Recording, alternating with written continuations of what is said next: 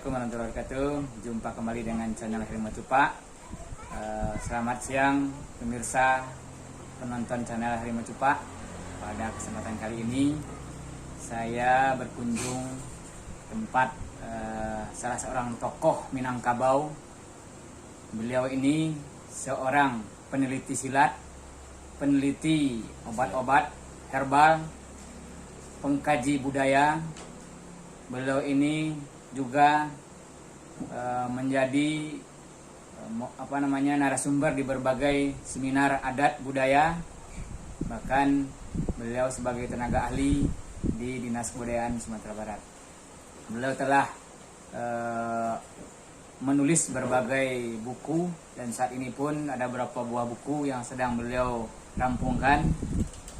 Ada buku yang akan naik cetak, yaitu buku Sejatinya Sile, dan sebelumnya ada buku Sejangka Dua Jari. Ada buku yang bercerita tentang rahasia Sile Minangkabau. Ini bisa langsung dipesan kepada beliau, dan berbagai hal yang sedang beliau teliti yang juga nanti akan dibukukan. Nah, insya Allah hari ini kita akan coba berbincang-bincang dengan beliau mengenai budaya, mengenai adat.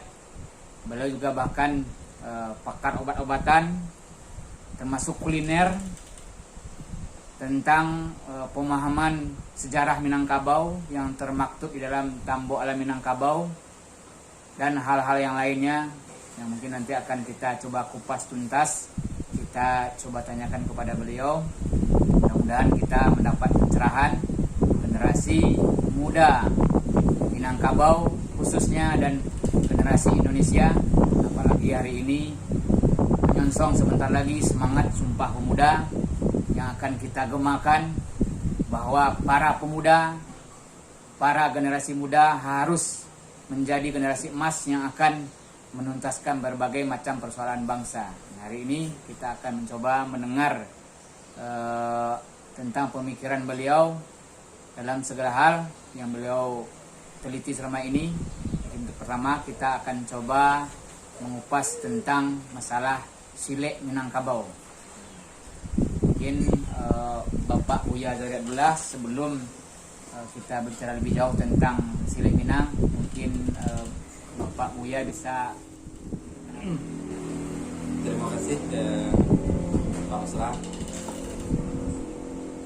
Afrisoni SCMM Rajo Nanggarang.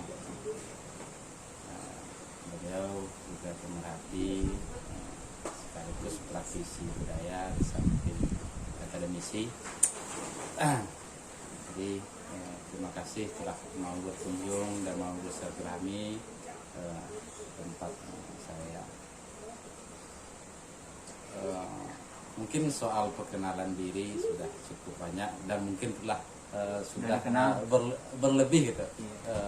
Penjelasan baik tentang tulisan, penelitian maupun buku yang akan dicetak, dan insya Allah Sejatinya Sile mudah-mudahan dalam beberapa hari ini selesai cetak.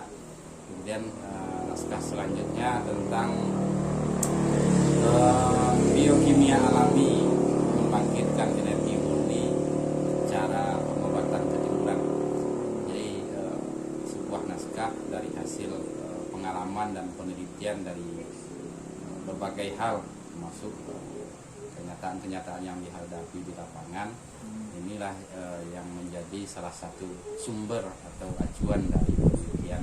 Kemudian mengacu kepada warisan leluhur yang diwariskan dalam model tuturan sebagai ciri khas budaya ketimuran, di mana leluhur mewariskan berbagai konsep ilmu pengetahuan dalam rumusan.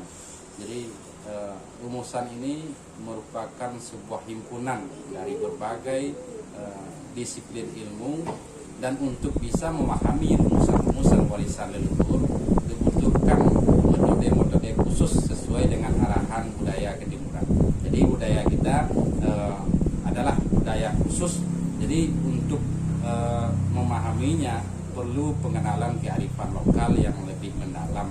Jadi untuk tahap awal memahami konsep-konsep warisan harus dengan cara dan metodenya sendiri.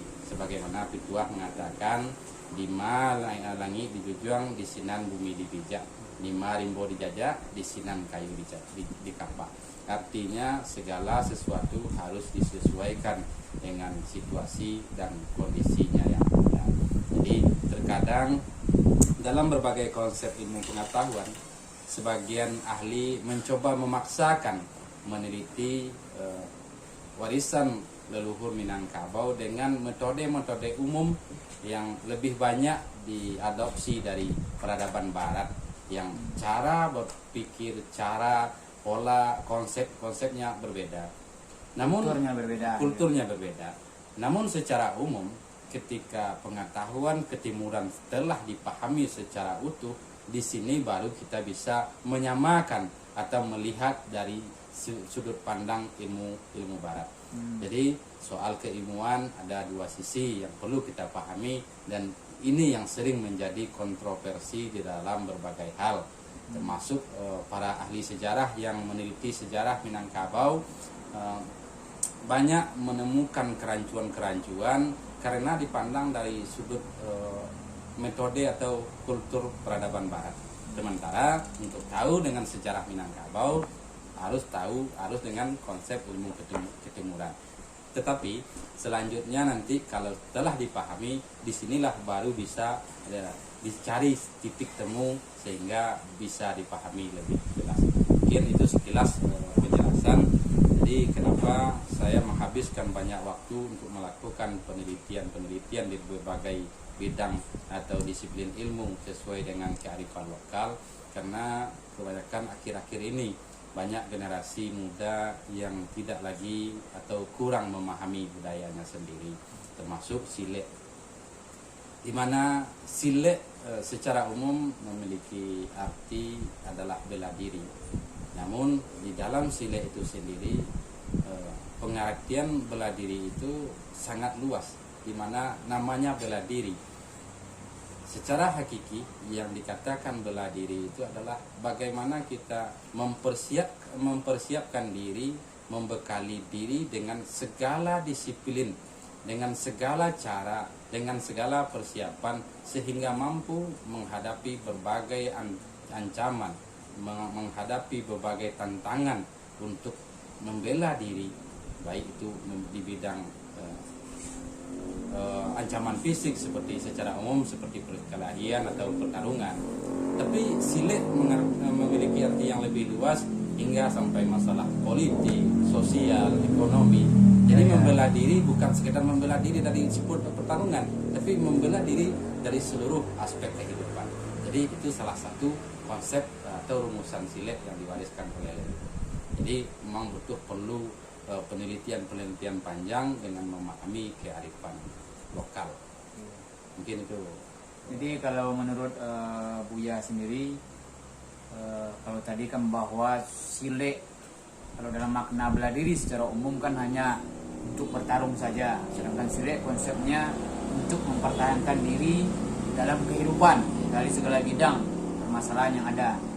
Nah, mungkin bisa diceritakan perjalanan awal Buya dalam mempelajari ataupun memahami Silek, bahkan sampai mengembangkan Silek. Oh ya para pemirsa, beliau ini sudah menemukan sebuah konsep Silek yang bisa dijadikan sebagai sarana untuk pengobatan. Beliau menciptakan namanya Silek Sehat. Nah, itu salah satu bentuk hasil dari implikasi penelitian beliau. Kita akan istilahnya menerima seperti apa perjalanan beliau dari awal belajar Silek, apakah sama dengan para pembelajar Silek yang ada hari ini atau mungkin polanya berbeda. Kalau yang jelas mungkin kalau kita tahu di Minangkabau, kalau orang mau belajar Silek datang dengan membawa syarat-syarat, memantai ayam dan lain sebagainya dengan segala macam syarat yang ada. Apakah beliau seperti apa perjalanannya, mungkin bisa diceritakan ya?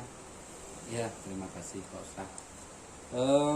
Pengalaman panjang ya, dimana mungkin segala sesuatu kita menjalani ketentuan dan ketetapan Tuhan. tapi secara fisik. Dari setiap kejadian ada hikmah dan pelajaran yang